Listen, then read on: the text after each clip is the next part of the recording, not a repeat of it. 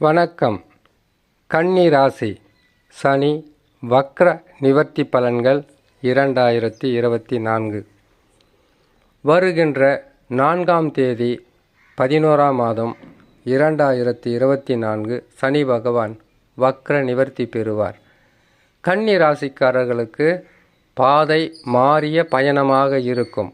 பாதை மாறிய பயணம் என்றாலே கஷ்டமாக இருக்குமா, தொல்லைகளாக இருக்குமா, வாழ்வதற்குண்டான வழியில் பல பிரச்சனைகள் இருக்குமா என்றால் அப்படி இல்லை. பாதை மாறிய பயணம் என்றாலே இதனால் வரையில் தடைகளாக இருந்த, கஷ்டங்களாக இருந்த, வர முடியாத, தர முடியாத பல பிரச்சனைகளை ஒரு தீர்வு காணலாம்.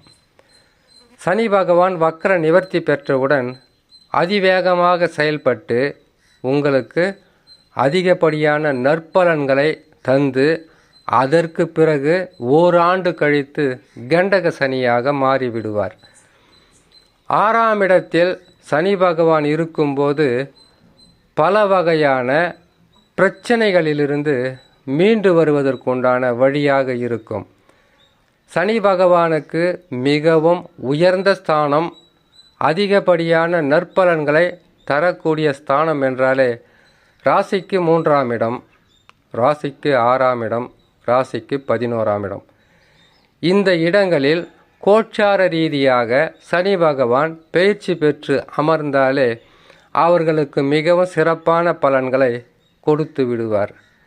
கன்னி ராசிக்காரர்களுக்கு இப்போ இருக்கக்கூடிய குறைகள் என்னென்னு கேட்டிங்கனாக்கா, 8ஆம் இடத்தில் குரு பகவான் அமர்ந்தது, ஜென்ம ராசியில் கேது பகவான் அமர்ந்தது, 7ஆம் இடத்தில் ராகு பகவான் அமர்ந்ததால் சனி பகவான் பெரிதளவு உங்களுக்கு நற்பலன்களை தராமல் உங்களுக்கு கொடுப்பது போல் கொடுத்து அதற்கு பிறகு அதை காணல் நீராக அதிகப்படியாக வெற்றியை தராமல் போனதற்கு இதுதான் காரணம். ஆனால் இப்பொழுது குரு பகவான் உங்களுக்கு 9ஆம் இடத்தில் இருக்கிறார். ராகு கேதுக்களோ சனி பகவான் மாற்றம் பெறுவதற்கு முன்பதாக இவர்களும் மாறிவிடுவார்கள். இருக்கின்ற சில மாதங்களில் நற்பலன்களை அள்ளி கொடுக்க தயங்க மாட்டார் சனி பகவான்.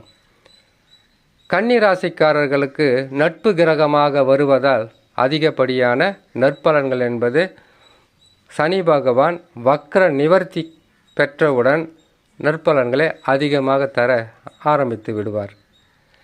எந்த ஒரு ஜாதகத்திலும் சந்திரன் கெட்ட இடங்களில் அமர்ந்திருந்தால் வாழ்க்கை என்பது வழுக்கு மரம் போல ஏற்றம் இறக்கமாகவே இருக்கும். அவ்வளவு சிறப்பான பலன்கள் என்பது நடக்காது. சந்திர பகவான் ஒளி கிரக வரிசையில் வருவதினால் சந்திர பகவான் கெடுவது என்பது அவ்வளவு நற்பலன்களை தரமாட்டார். போராட்டங்கள் அதிகரிக்கும். உங்களுடைய சொந்த ஜாதகத்தில் சந்திர பகவான் கெட்ட இடங்களில் அமர்ந்து அல்லது கெட்ட கிரகங்களுடன் சேர்ந்து அமர்ந்து விட்டாலே உடல் நலத்தில் பிரச்சனை, மனநலத்தில் பிரச்சனை, செய்கிற தொழிலில் பிரச்சனை, தாய் வழி உறவால் பிரச்சனை, தாய்க்கும் உடல் நலம் சரியில்லாமல் போகலாம். அல்லது கடினமாக தாய் உழைத்து வாழ்நாள் முழுக்க எந்த விதமான நற்பலன்களும் அடைய முடியாத அளவிற்கு சோதனைகளும் வேதனைகளும் கஷ்டங்களும் சந்திக்கக்கூடிய மனிதர்களாக மாறிவிடுவார்கள். சந்திர பகவான் கெட்ட இடங்களில் அமர்ந்த தாயாருடைய வழி. இந்த நிலையில் சந்திர பகவான் கெட்ட இடங்களில் அமருவது என்பது உங்களுடைய லக்னத்திற்கு, ராசிக்கு அல்ல, உங்களுடைய சொந்த ஜாதகத்தில் லக்னம்னு ஒன்று இருக்கும், அதில் லான் போட்டிருப்பாங்க. அந்த லக்னத்திலிருந்து கணக்கிடும்போது 6ஆம் ராசியில் அமருவது, 8ஆம் ராசியில் அமருவது, நீசம் பெற்று விருச்சக ராசியில் அமருவது அல்லது நீசம் பெற்ற கிரகங்களுடன் சேர்ந்தால் தாயார் மிகவும் கஷ்ட நஷ்டங்களை அனுபவித்து கொண்டு இருப்பவர்களாகத்தான் இருப்பார்கள். குரு பார்வை அல்லது குரு சேர்க்கை மற்ற புதன் சுக்கிரன் சேர்ந்திருந்தால் பலன்கள் மாறுபடும். கெட்ட இடத்தில் அமர்ந்து விட்டாலே பல வகையான சிக்கல்களை சந்திக்கக்கூடிய சூழ்நிலையாக இருக்கும். இதே சந்திர பகவான் உங்களுடைய சொந்த ஜாதகத்தில் 6, 8 நீசம் பெற்று விருச்சக ராசியில் நீசம் பெற்று கிரகங்களுடன் சேர்ந்து இருக்கும்போது திங்கட்கிழமையில் பிறந்து விட்டாலே வாழ்ந்து கெட்ட குடும்பமாக மாற்றிவிடும்.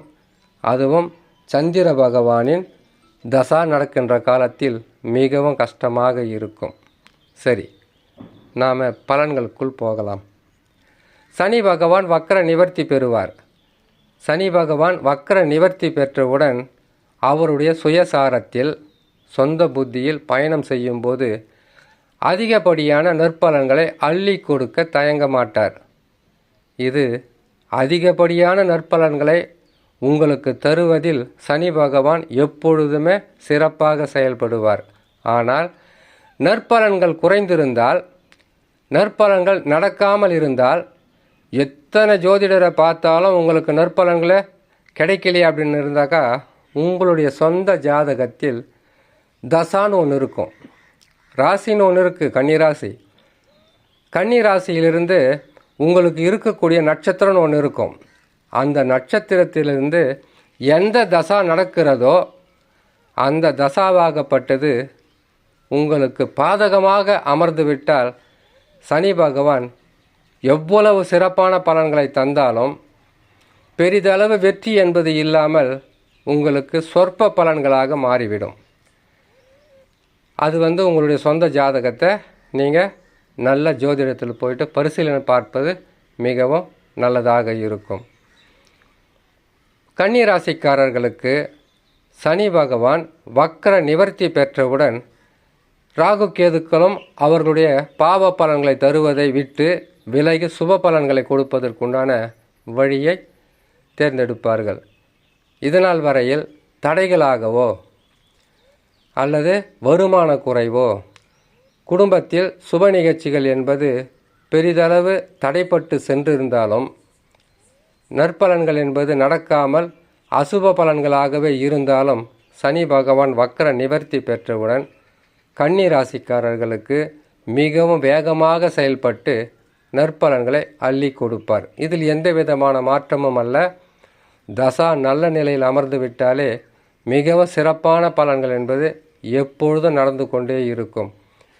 சனி பகவான் மட்டுமல்ல, ராகு கேது குருவாக இருந்தாலும் தவறான இடத்தில் அமர்ந்து பலன்களை கொடுக்கக்கூடிய சூழ்நிலையாக இருந்தாலும் உங்களுடைய சொந்த ஜாதகத்தில் நடக்கக்கூடிய தசா மட்டும் பலமாகவோ அல்லது ஆட்சி உச்சம் பெற்ற கிரகங்களாகவோ தசாக இருந்தாவிட்டால் உங்களுக்கு எந்த கிரகங்கள் மாற்றம் பெற்றாலும் கெடு பலன்கள் என்பது அவ்வளவாக இருக்காது.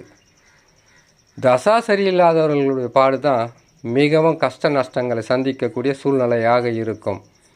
ஆகையால் கன்னி ராசிக்காரர்களுக்கு சனி பகவான் வக்ர நிவர்த்தி பெறுவது மிகப்பெரிய ஒரு நற்பலன்களும், வருங்காலத்திற்காக உங்களுடைய வாழ்க்கைக்காக நீங்கள் செய்கின்ற தொழிலுக்காக நீங்கள் அதிகப்படியாக வாழ்க்கையில் முன்னேற்ற பாதைக்கு கொண்டு செல்லக்கூடிய அமைப்பில் சனி பகவான் வக்ர நிவர்த்தி இருக்கும் என்று சொல்லி இன்னொரு நல்ல பதிவில் உங்களை நான் சந்திக்கிறேன். நன்றி, வணக்கம்.